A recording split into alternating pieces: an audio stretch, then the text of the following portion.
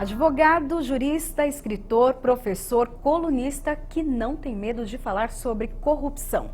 Nós recebemos hoje no programa Memórias do Poder Legislativo o Dr. Modesto Carvalhosa. O programa Memórias do Poder Legislativo é produzido e idealizado pela Associação dos Parlamentares do Estado de São Paulo. Seja bem-vindo, doutor, aos nossos estúdios. Grande prazer, uma grande honra estar aqui com vocês hoje. Que ótimo, a honra é nossa. Doutor, nós temos que falar sobre corrupção, né? É o assunto tanto em tona hoje, né, que rege os nossos dias. E o senhor tem toda essa parte jurídica para falar com a gente. Eu queria que o senhor falasse um pouco sobre a lei anticorrupção. O que ela é e como ela funciona hoje.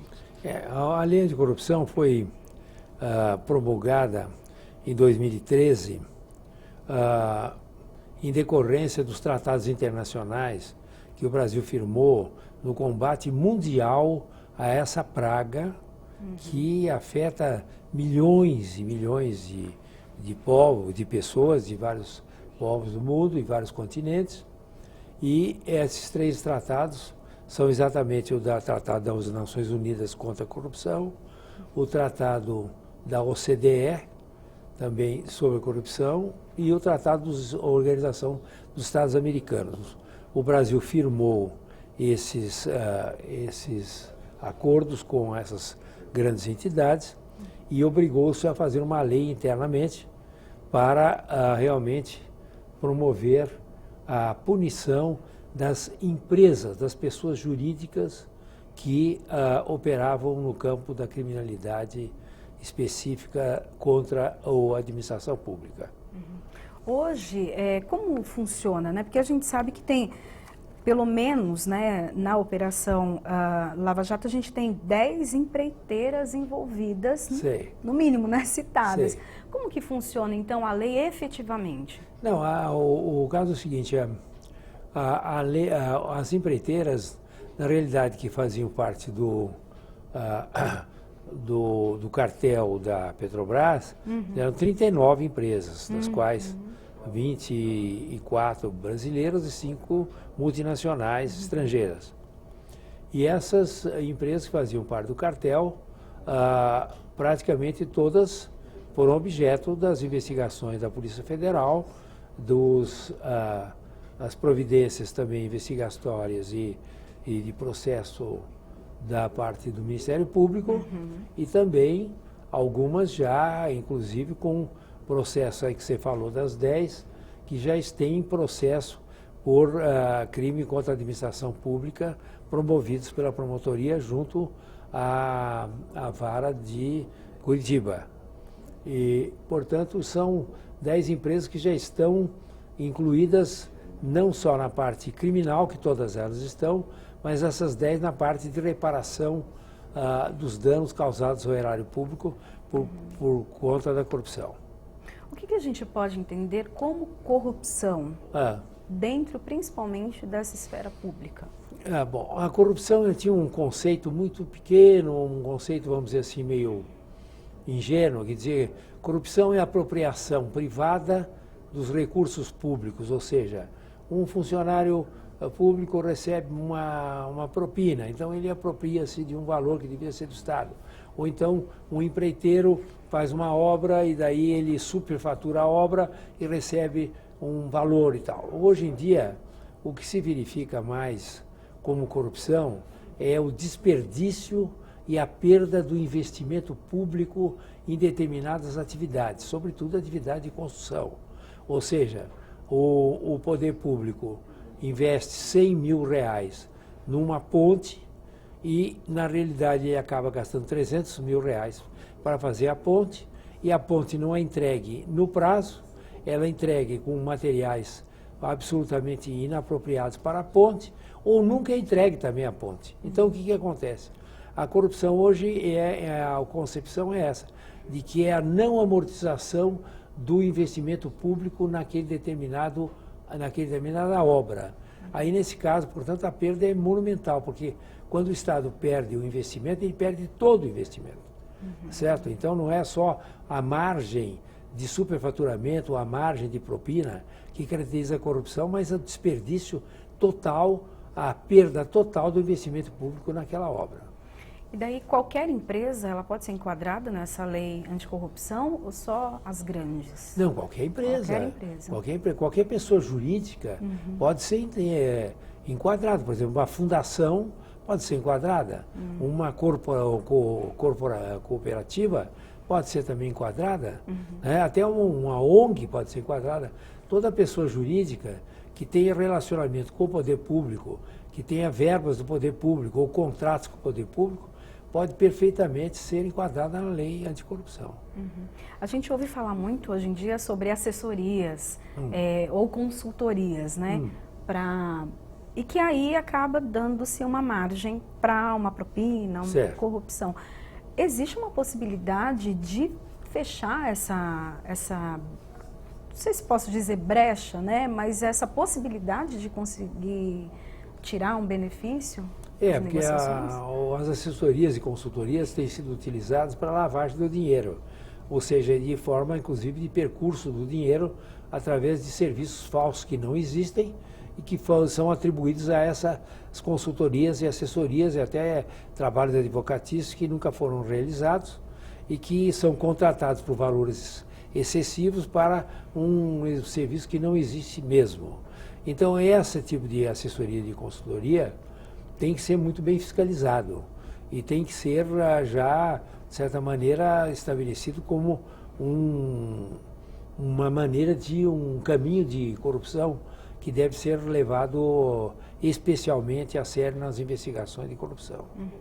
Como garantir, então, essa fiscalização, garantir que a lei realmente... A Polícia Federal é que tem que ter encarregada disso, ela tem que agir nesse sentido, né? Mas aí ela acaba investigando depois? Ou ela consegue, consegue o controle de todo o processo? Aí tem a questão do compliance, né? Daquele sistema de que as empresas, realmente, inclusive as que estão comprometidas hoje na corrupção, firmaram com acordos de leniência, onde existem os regimes de compliance que elas adotam, em que elas têm que realmente mostrar, por transparência total, para todo mundo que tenha interesse em acesso, todas as consultorias e assessorias que ela contrata. Portanto, as pessoas jurídicas têm que revelar essas consultorias que durante a sua atividade ela contrata. Portanto, é uma forma, pelo princípio da transparência, uma forma de controle também, de verificar da procedência efetiva desses trabalhos. Seria até um controle tecnológico por meio de... Não, um controle de relatórios. O tecnológico no sentido de estar à disposição no sistema de informática, né? O sistema de informática, naturalmente, aí está à disposição. Né? A questão da delação premiada, como o senhor vê? Bom, a delação premiada é um tipo de procedimento penal que foi criado já há algumas décadas nos Estados Unidos e que tem como finalidade atender à nova visão do crime que no mundo inteiro se adotou a partir dos anos 70, por exemplo, que é de que o que se deve combater é o crime organizado, não é só o criminoso. Antigamente se procurava achar o criminoso, hoje procura-se realmente desbaratar a organização do crime, do qual fazem parte os criminosos, evidentemente, que são agentes dessa organização. Então, o que se combate hoje no mundo é a organização criminosa. E os agentes dessa organização, que são os criminosos, eles, na medida em que eles têm as suas penas individuais diminuídas, eles podem informar como é que funciona a organização criminosa. E ao revelar como funciona a organização criminosa, eles estão realmente possibilitando que seja desbaratada e dissolvida a organização.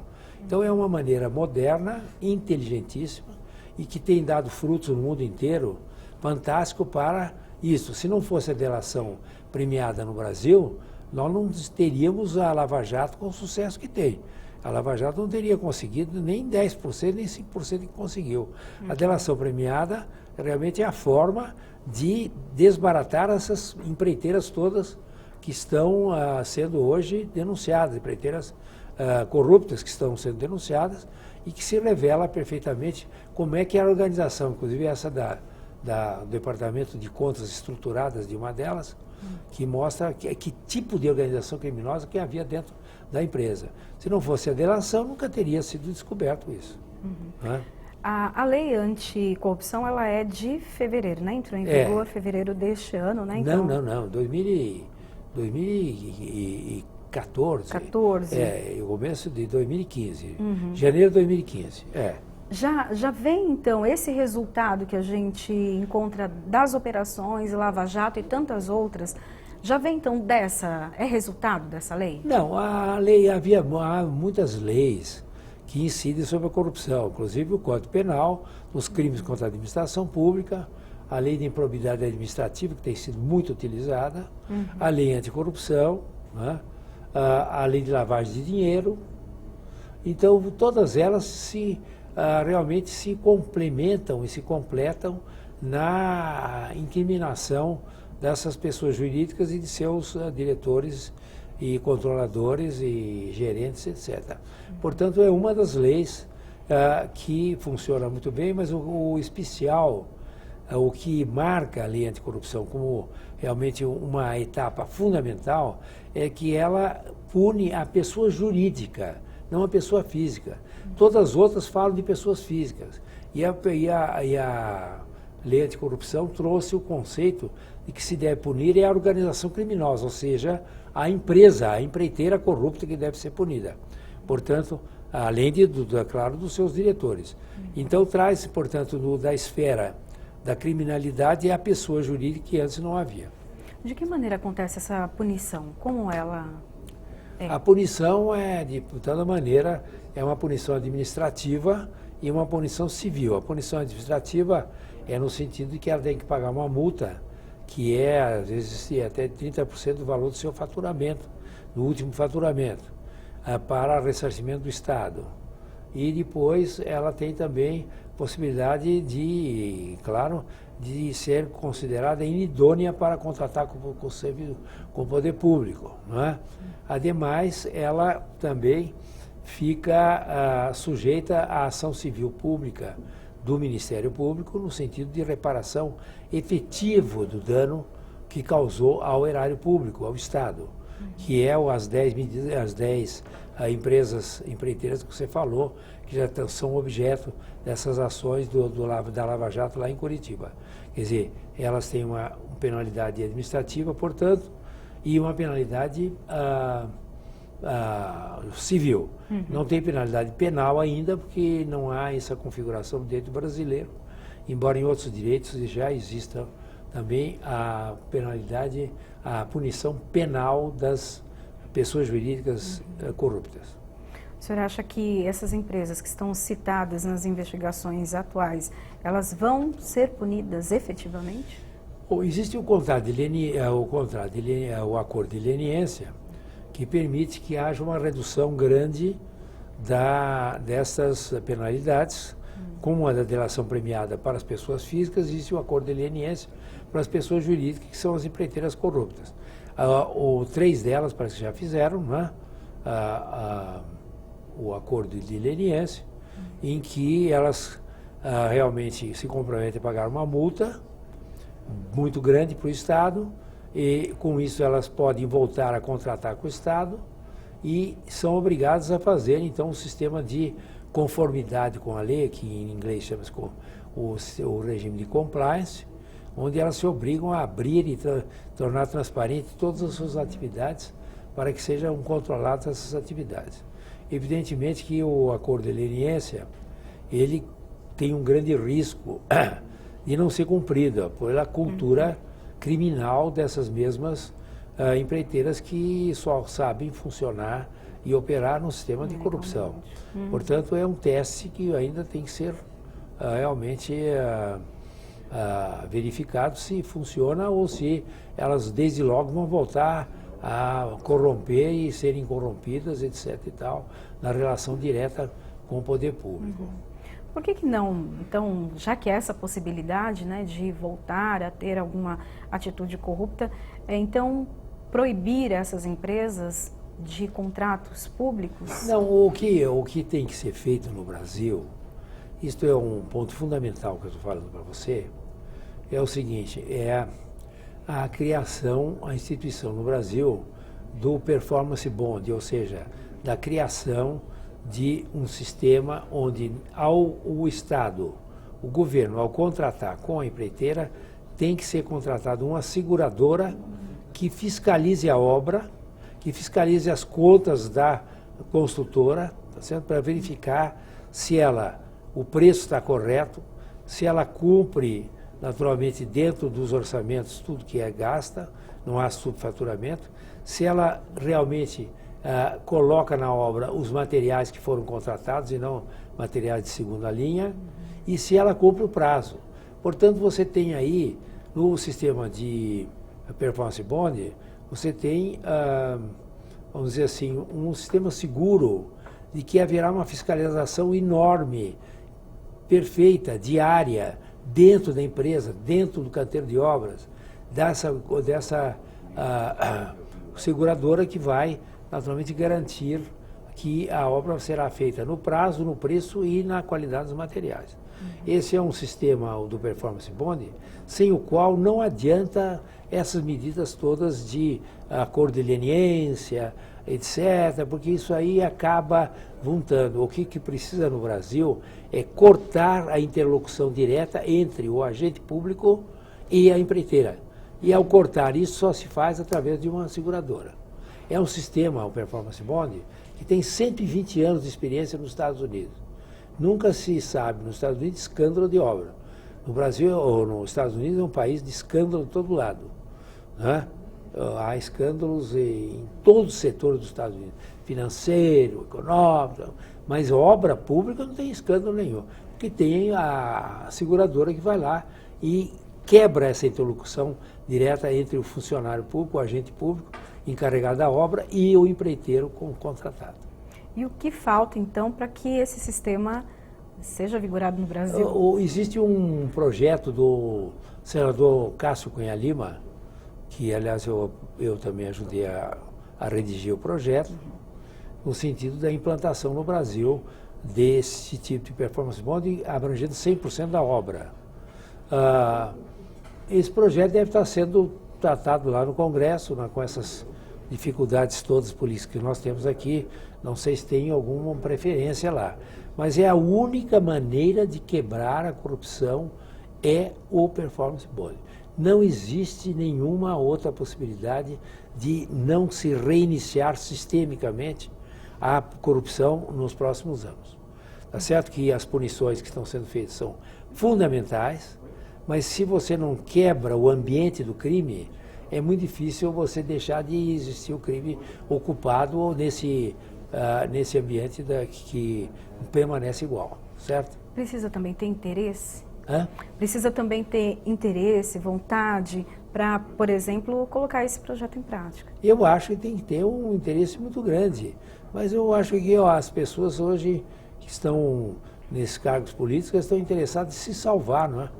E minimizar as penalidades através de leis que são feitas, inclusive, para legalizar a corrupção, como essa distorção das 10 medidas que foi feita no dia 30 de novembro no Congresso Nacional, que mostra que os deputados e senadores estão muito mais interessados em legalizar a corrupção do que acabar com ela. Isso é muito grave, não é? Isso é gravíssimo. Eu acho que o Brasil está numa crise institucional enorme pela conduta dos parlamentares federais, que estão voltados simplesmente para conseguir meios de não serem punidos. Meios legais, criando leis, constrangendo o poder legislativo, o poder judiciário, através desse abuso de autoridade, etc. e tal, que é uma forma de constrangimento para eles não serem punidos. Portanto, eu encontro ambiente no Congresso Nacional para votar uma lei que seria essa do performance bond, que seria uma forma efetiva e estrutural de eliminar a corrupção nesse setor de obras públicas. Ok, doutor, nós vamos fazer um pequeno intervalo. Daqui a pouquinho a gente volta mais com Memórias do Poder Legislativo.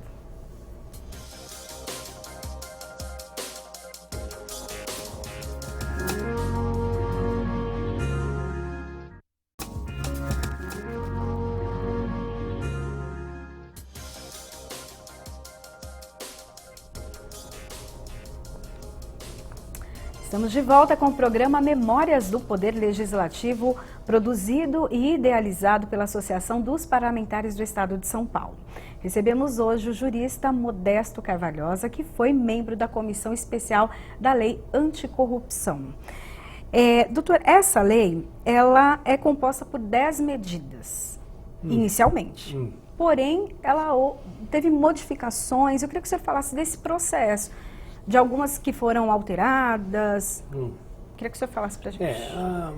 As 10 medidas que foram formuladas pelo Ministério Público Federal foram submetidas ao escrutínio público, ou seja, foram encaminhadas à Câmara dos Deputados mediante o requerimento de 2.400.000 cidadãos brasileiros. E como tal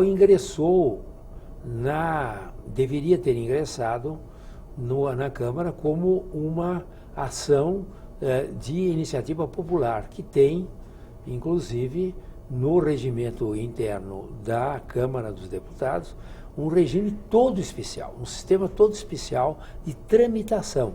A tramitação de um projeto de lei de iniciativa popular faz com que o plenário da Câmara se torne a comissão.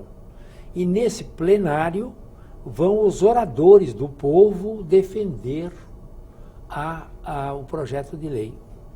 Então, podem reunir-se o plenário durante algumas vezes, 10 vezes, 20 vezes, 5 vezes, o que for, para ouvir os oradores do povo que vão lá defender a lei. Ou seja, é uma lei, é uma forma de participação direta da população na gestação e na aprovação de uma lei.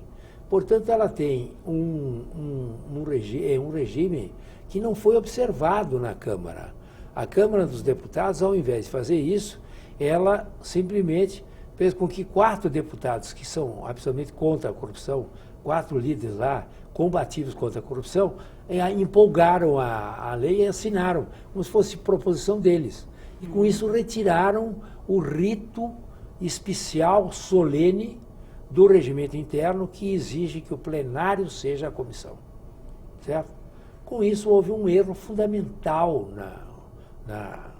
no encaminhamento dessa lei de iniciativa popular, a ponto, inclusive, de, na calada da noite do dia 30 de novembro, aprovarem o projeto das 10 medidas, mas em seguida fizeram uma emenda lá, não sei o que, uma emenda ou algumas emendas, que destroçaram, liquidaram e fizeram uma aprovação de leis que são absolutamente contrárias à iniciativa popular, certo? O que é incompatível. O que o Congresso poderia fazer era realmente estudar a lei do povo, que foi lá, e aperfeiçoá-la. Mas ela não pode pegar a lei e fazer a distorção da lei completamente contrária a ela e nem acrescentar outras leis, como foi a questão do abuso de autoridade, que foi colocado como apêndice nesse projeto popular. Quer dizer, de uma irregularidade total. Com isso, o que aconteceu? Um deputado entrou com mandado de segurança e o ministro Luiz Fux concedeu liminar nesse mandado de segurança, demonstrando exatamente isso, que o procedimento, o encaminhamento, a tramitação da lei de iniciativa popular foi inteiramente irregular e o resultado foi inteiramente ilegítimo, no sentido de não se podia modificar aquilo contra a própria lei de iniciativa popular, utilizando a dita cuja. Então, com isso, foi dada essa liminar do ministro Luiz Fux, que tem total procedência constitucional e regimental no Congresso brasileiro. O que acontece agora, então? O que acontece é que deveria, conforme o mandamento desse despacho liminar, o senador Renan Calheiros, como presidente do Senado, devolver o projeto que está agora em tramitação no Senado para a Câmara, para que seja reiniciado inteiramente o projeto na sua originalidade, como foi apresentado pelos 2.400.000 cidadãos, para ser observado o rito na Câmara Federal. Mas o senhor senador Renan Calheiros nega-se a devolver. É a segunda vez que ele nega uma medida judicial e um comando judicial, quer dizer, do Supremo Tribunal. Ele diz que não vai devolver coisa nenhuma. Ele não vai devolver. Então, nós temos mais a segunda desobediência da parte dele de uma decisão judicial do Supremo Tribunal Federal. Diz que não vai devolver e fica por isso mesmo, né? Então, sob a alegação de autonomia dos poderes.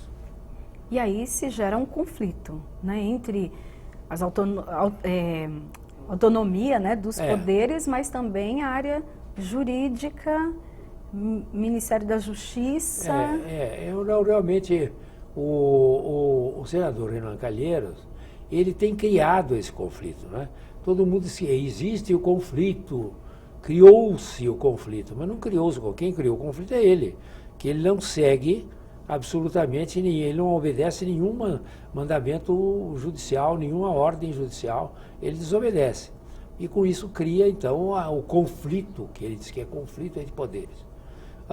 Ou seja, ele torna o Senado um poder autônomo, que não é infenso a qualquer medida do Supremo Tribunal Federal, que aqui cabe a guarda da Constituição e das leis e a aplicação da Constituição das leis. Portanto, ele que está criando esse conflito, que é gravíssimo no ponto de vista institucional. Quais resultados, o impacto desse tipo de ação? O impacto dessa ação é que as instituições ficam totalmente desmoralizadas perante a população, perante a cidadania brasileira, a opinião pública, e com isso cria-se uma crise, inclusive, de regime. Não mais uma crise constitucional, mas uma crise de regime. Quer dizer, não se acredita mais no regime representativo, quer dizer, da democracia representativa, porque a população toda acha que os deputados e senadores não representam mais a população, e nem os estados. Mas que ficamos aqui num impasse total, que já foi manifestado, inclusive, nas eleições municipais, pela abstenção em votos em branco que ocorreu, que foi de um número absurdo, tá certo? Mas que eu acho que nós estamos tendo um divórcio total entre as instituições políticas e o próprio povo, que deveria ser representado por elas. Na verdade, elas deveriam se completar. Se completar. E estão cada uma... E obedecer, claro. E isso também acontece nas outras esferas, né? Poder legislativo, de tanto o estadual, ou o senhor acha que não está mais... Não vejo no plano estadual esse conflito. Não vejo. Mas pode se criar? Eu acho que ou não? Não, porque aí é uma questão só constitucional, que eu acho que poderá afetar também as esferas estaduais. Das Assembleias Legislativas, não vejo nenhum conflito no plano das Assembleias Legislativas no Brasil com referência ao Supremo Tribunal Federal ou aos Tribunais de Justiça locais, nem nada. Agora vamos ter um embate grande, ou já estamos tendo um embate grande entre o Tribunal Superior de Justiça, o STJ, e a Assembleia Legislativa de Minas Gerais, não é? Por causa da autorização, necessidade ou não da autorização da Assembleia Legislativa de Minas Gerais para que se inicie o processo crime contra o governador. Mas eu não vejo que tenha havido nenhum conflito, ainda não, de nenhuma desobediência da parte da Assembleia Legislativa de Minas Gerais sobre isso. Bom, como o senhor vê a atuação, então, desses poderes, principalmente do Legislativo, daí, então, tanto do país, né, o nacional, quanto os estados? O senhor acha que tem sido um trabalho efetivo?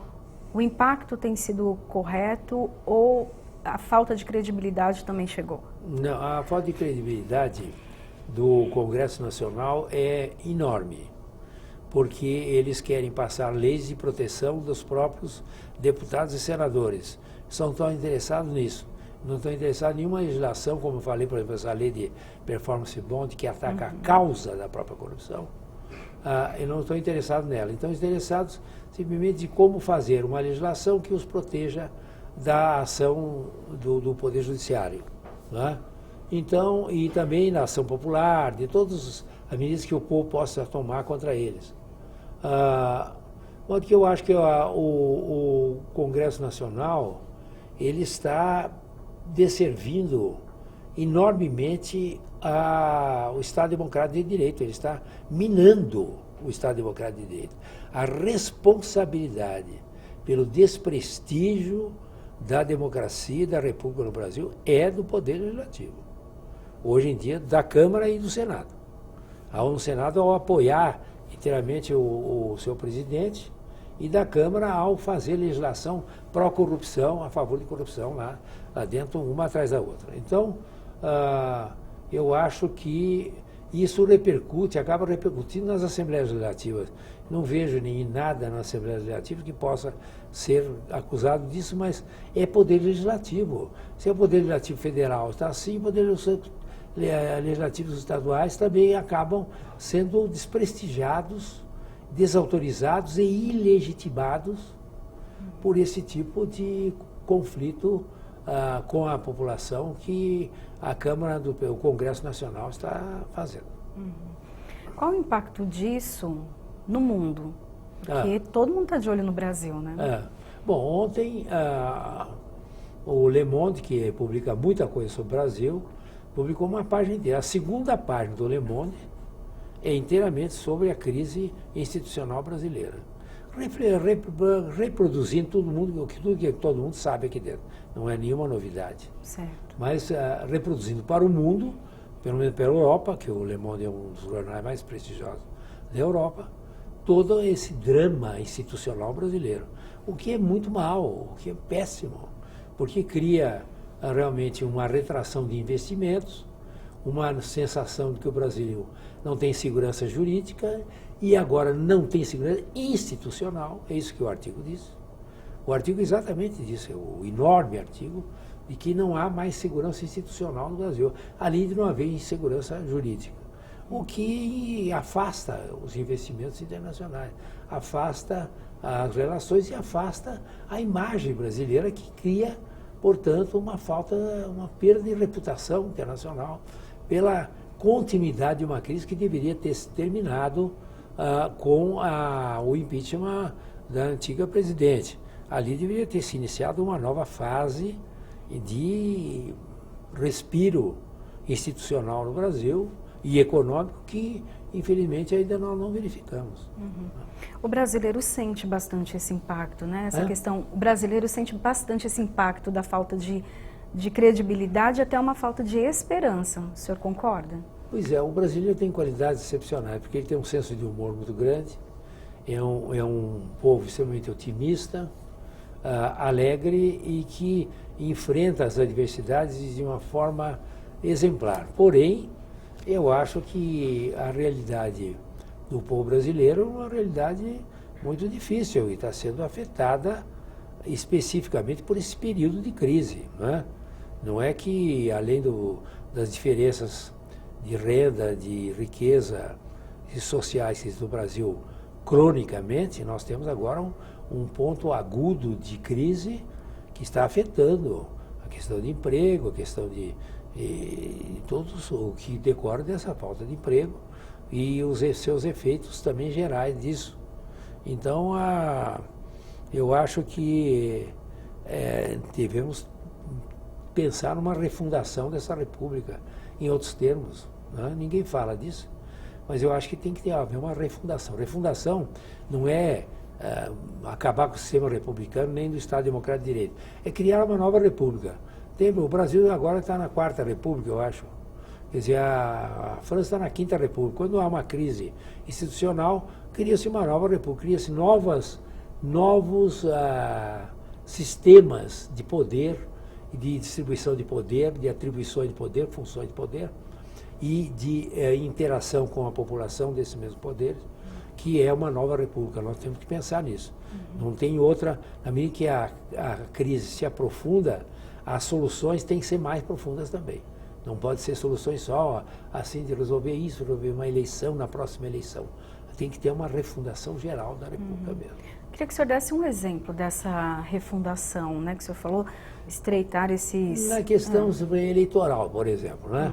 Na questão eleitoral precisa voltar à proporcionalidade dos eleitores com referência aos seus representantes. Não pode ter essa distorção absoluta que tem hoje em dia da representatividade de regiões que não tem pouquíssimos eleitores, tem dezenas de deputados, e um estado como São Paulo, etc. e tal, tem pouquíssimos deputados. Então, o senador não, a mesma coisa. Porém, isso é a primeira coisa. Segundo, a possibilidade de um recall, ou seja, de que exista a possibilidade de destituição do deputado no curso do seu mandato por uma iniciativa popular qualquer, na medida em que ele se conduza, como, por exemplo, no Congresso Nacional, se verifica que centenas deles se conduzem para legalizar a corrupção em vez de fazer medidas e leis que possam combater a corrupção. Então, uma possibilidade de recall. A terceira seria criar o tipo do voto distrital, que, no meu entender, o voto distrital puro no Brasil hoje seria uma solução de controle do eleito, muito mais do que hoje, que não há controle nenhum. Você não sabe quem é você elegeu o deputado, não sabe quem elegeu o vereador, o deputado estadual, o federal, não sabe nada. Você não sabe, não tem controle. Então, o voto distrital puro talvez fosse uma forma de controle. Isso para dizer só da parte legislativa. Da parte executiva, evidentemente que existe dezenas de providências que devem ser tomadas, inclusive nessa questão toda de salário, de privilégios, porque a Constituição de 88, todo mundo diz que é uma Constituição cidadã, Constituição isso, mas é mesmo. É uma Constituição muito boa, criou direitos civis importantíssimos, direitos coletivos. Eu sou um grande admirador da Constituição de 88. Porém, ela vai até a metade. A outra metade é só de privilégios. Metade dela é a construção de uma cidadania, de uma coletividade protegida, com direitos efetivos e deveres também. A outra não, a outra é só privilégio dos funcionários públicos, privilégio não sei o quê, direito adquirido, papapá, e que criou, portanto, um germe que hoje nós temos essa dificuldade toda de administração, sobretudo no plano federal, com milhares de cargos de confiança, milhares de coisas em que você pode lotear ministérios. Tudo isso tem que ser, numa refundação de uma república, totalmente modificado também. O senhor acha que a mudança da Constituição seria uma mudança de Constituição. Você refundar uma república é mudar a Constituição da república. E, a partir daí, mudar, então, a conduta e as atribuições de cada dos poderes, etc. e tal. Ok, muito obrigada. Bom, a gente vai para o intervalo de novo. Daqui a pouquinho a gente volta.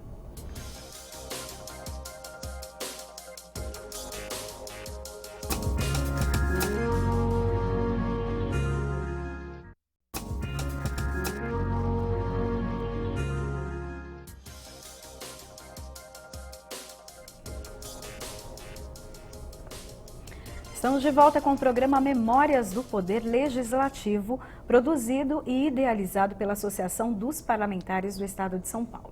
Recebemos hoje o jurista Modesto Carvalhosa, que foi membro da Comissão Especial da Lei Anticorrupção. Nós terminamos o bloco anterior falando sobre uma nova Constituinte. O que precisa mudar e realmente é possível essa mudança, ter uma nova Constituição? Bom, a questão é o seguinte, na crise cada vez maior entre os poderes, o desrespeito de um poder pelo outro, como é o caso do Senado e do presidente do Senado, que não respeita o outro poder, que é o poder exatamente máximo, que é o poder judiciário, no sentido da autoridade, leva à prova de que se exauriu, se esgotou inteiramente a essa república como ela está. Não adianta agora dizer, vamos fazer uma eleição direta, agora em 2017. Entendeu? São espasmos absolutamente insignificantes dentro do exaurimento, da exaustão que ocorreu com o próprio regime, que está liquidado. Então, o que é importante hoje é se imaginar uma constituinte que possa realmente rever inteiramente a Constituição, mesmo porque não adianta fazer, como é que chama, emenda constitucional, porque a Constituição, no que tem de mais importante, é um conjunto de cláusulas pétreas. Cláusula pétrea é aquela que só pode ser modificada por uma nova Constituição. Então é necessário realmente fazer uma constituinte que possa realmente mudar as cláusulas pétreas que não podem ser mexidas por mera emenda constitucional. E entre as questões fundamentais que devem ser estabelecidas é a da questão do próprio regime. Se é o regime presidencialista ou o regime parlamentarista. O regime presidencialista no Brasil, ele também se exauriu já. Agora, ele não tem mais condições, pelos exemplos que nós tivemos de centralização de poder, distribuição de cargos, o domínio total do presidente da República das próprias estatais, impondo nelas a sua vontade e permitindo que elas fossem instrumentos, inclusive, de corrupção, vamos dizer, desagregadora absoluta, né, como é o caso da Petrobras, um pouco da Eletrobras, etc.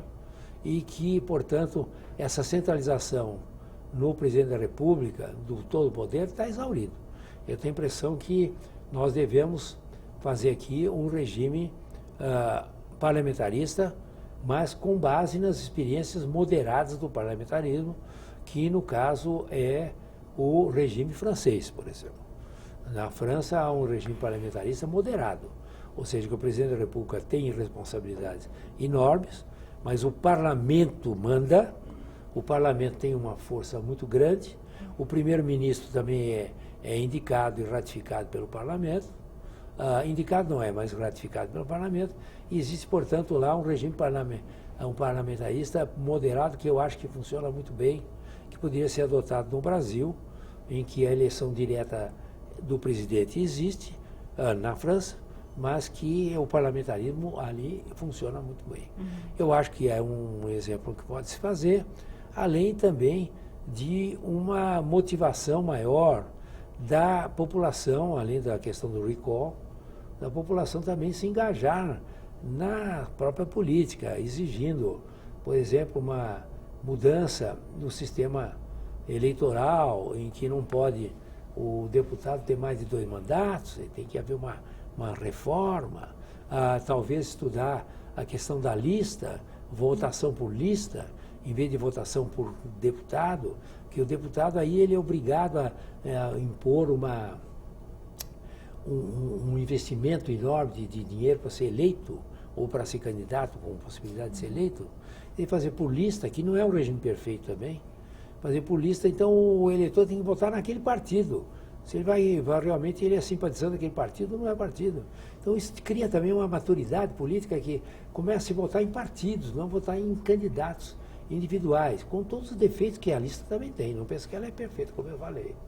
Então, como também o regime parlamentarista também não é perfeito. Sim. Mas nós temos que fazer uma modificação nesse sistema. E a questão também da propaganda eleitoral, acabar com a propaganda eleitoral. Quer dizer, o regime, a televisão tem que ser utilizada como coisa para o candidato apresentar os seus diretamente, face a face, ele candidato a governador, a prefeito, a presidente, etc., para que ele apresente o seu programa e rebata as críticas que fizeram ao seu programa ou à sua pessoa.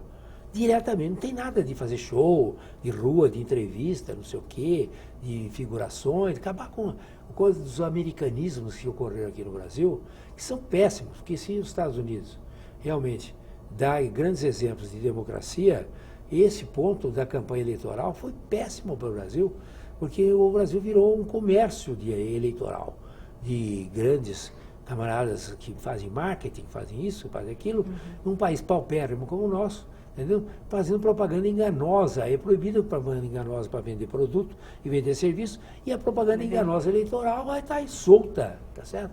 Todo mundo com propaganda enganosa, tá certo? E, portanto, acabar com isso, quer dizer, na televisão só aparece o candidato com o programa e rebate das suas críticas e acabou. tá certo? E ali ele tem que aguentar. Outra coisa, repartição de tempo mais equânime. Não pode dizer comprar, o sujeito faz partido para vender segundos, entendeu? Uma coisa, é uma prostituição da política. O regime brasileiro está esgotado. Se você olhar realmente em qualquer setor das instituições políticas brasileiras, todas estão viciadas, todas estão esgotadas. Eleitoralmente, administrativamente, legislativamente, e agora a crise também do Poder Judiciário, não só na conduta de alguns dos ministros, que é uma conduta indecorosa, falta de decoro, porque, inclusive, vão para os jornais dar palpites e xingar o outro ministro, tá certo? Como também a questão do individualismo que está ocorrendo dentro do próprio Supremo, em que cada um decide como quer, sem ser uma decisão colegiada, o que cria realmente é exatamente a palavra, o esgotamento da República Brasileira como ela está. Uma refundação da República é o que deve ser feito. Eu acredito que seja a vontade realmente do povo, da população, que haja essa mudança e essas mudanças que o senhor citou agora. Mas está na mão do povo, está na mão do cidadão? O povo ainda não pensou nisso. Quer dizer, a questão da refundação da República, sim, eu nunca ouvi ninguém falar. Essa questão. Mas mas o incômodo mesmo das pessoas de não quererem mais do jeito que está. Elas querem mudança. Elas não querem, mas elas não têm caminhos. Sim. Quer dizer, os caminhos têm que ser realmente, a opinião pública deve encaminhar essa refundação.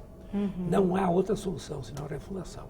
Quer dizer, e pensar assim, que o povo desesperado quer eleição direta, quer isso, quer essa queda do fulano, do beltrano, substituição, dentro de um sistema que não funciona mais, está falido. É como uma empresa, faliu. Ela está falida, ela não tem condições de pagar mais suas dívidas. As instituições brasileiras não pagam mais as suas dívidas perante a opinião pública, perante a cidadania. E de quem, então, deve partir essas mudanças? Quem tem que tomar a frente? A população, a opinião pública deve tomar essas iniciativas. De que maneira? Que a gente vê uma que elas grande se discussão manifestam. nacional, uma grande mobilização de rua e uma grande discussão nacional. Grande discussão nacional, mas urgente. Não pode ser uma coisa, vamos discutir daqui a 3 anos. Não tem nada. Nós temos agora uma crise que tem que resolver agora. E com uma grande liderança, se podia ocorrer, algumas lideranças que pudessem empunhar isso, tá certo?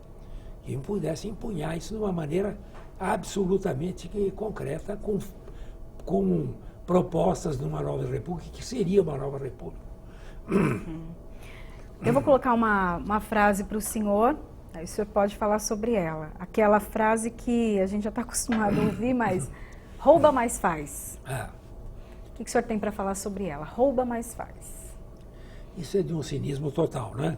Quer dizer, na medida em que rouba mais faz, quer dizer que o que é feito paga-se no mínimo o dobro ou 5 vezes o valor daquilo que deve se fazer por um valor 1, paga-se 5 vezes.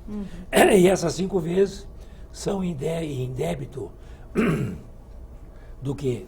Em débito da população, da saúde, da educação, do transporte, enfim, de todos os serviços públicos que não são realizados e que criam a miséria.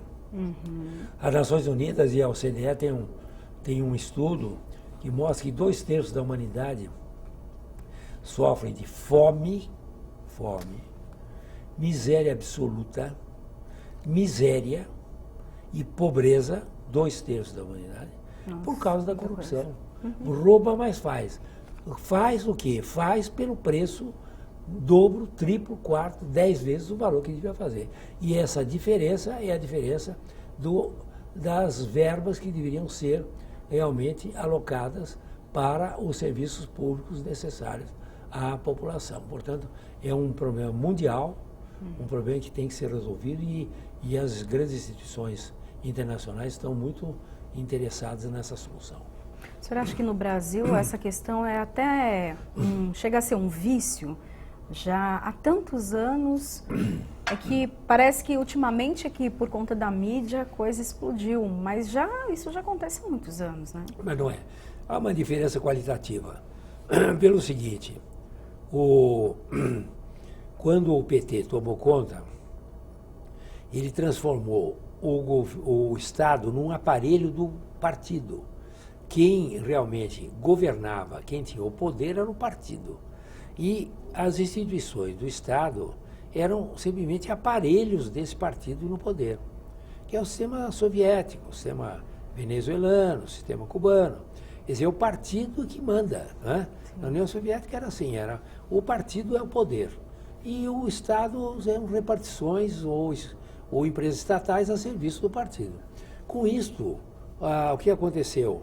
A corrupção se alastrou completamente e se organizou completamente, porque não havia mais nenhuma razão de a Petrobras estar a serviço dela mesma. A Petrobras é a serviço do partido. Então, vamos aí, o partido vai dar um dinheiro aqui para o partido e para os aliados do partido, inclusive, porque, infelizmente, ainda tinha uns partidos aí de apoio, tipo o PMDB, etc., que precisava ter dinheiro para manter esse partido. Então, tudo é por base do dinheiro. Não havia dizer, olha aqui, nós temos um governo e com vocês nós vamos governar. Nós governamos sozinhos e damos dinheiro para vocês. Para nós também, no bolso, naturalmente, de cada um de nós e também é coisa. Então, a corrupção, na medida em que se extinguiu o Estado como o poder, para se criar o partido como poder, e o aparelhamento do Estado a favor desse partido, é que houve essa corrupção monumental. No Brasil não havia esse tipo de corrupção monumental. Não se cogitava, o Estado não estava a serviço da corrupção. Enquanto que, realmente, no governo que acabou agora no começo do ano, isso ocorreu, infelizmente, por uma concepção absolutamente equivocada do que é governar, do que é o exercício do poder. Bom, nós já estamos chegando ao fim do programa, mas eu queria falar com o senhor sobre os seus livros, né?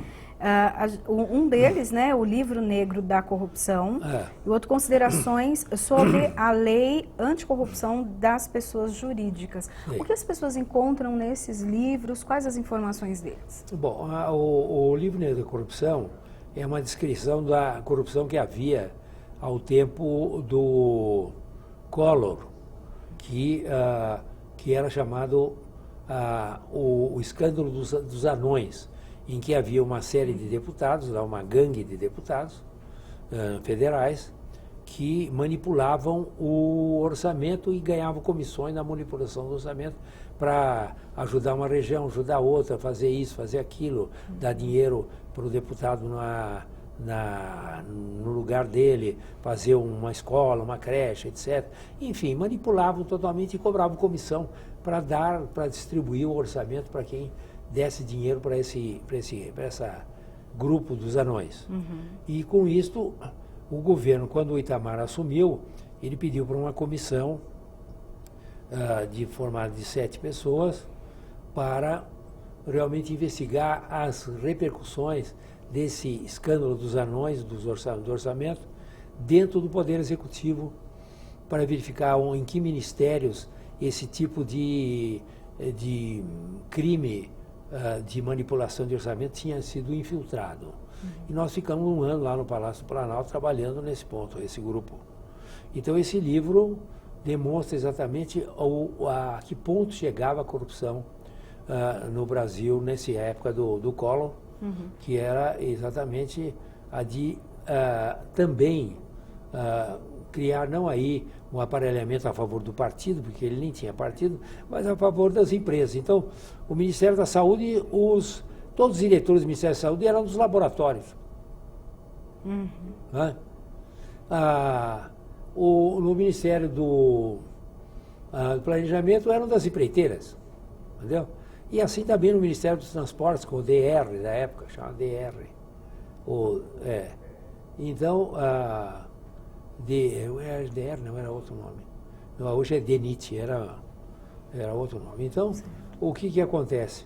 Você tinha, esse livro reflete exatamente esta penetração da manipulação do orçamento, criminosa de manipulação, dentro dos ministérios e relata essa monstruosidade que havia. Né? E o outro livro? O livro é o comentário sobre a própria lei e e as suas conexões com os tratados internacionais que levaram à existência dessa lei.